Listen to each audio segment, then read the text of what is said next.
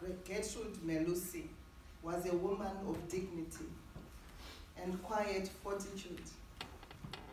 She ran her home like an army barracks because we always had extended family living in our house. She told me once of an encounter in a shop in town.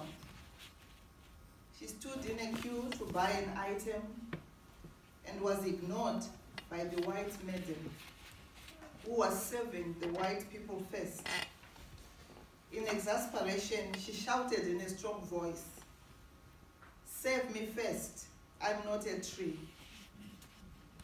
What really defined her was a love and passion for her husband, family, and for singing in the choir.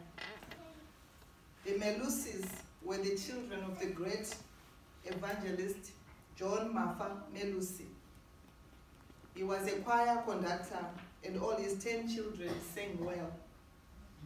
My mother and her sister, Hilda Melusi, sang with the New Highfield Methodist Church Choir for as long as I can remember. They were radiant when they sang. Their faces would literally light up.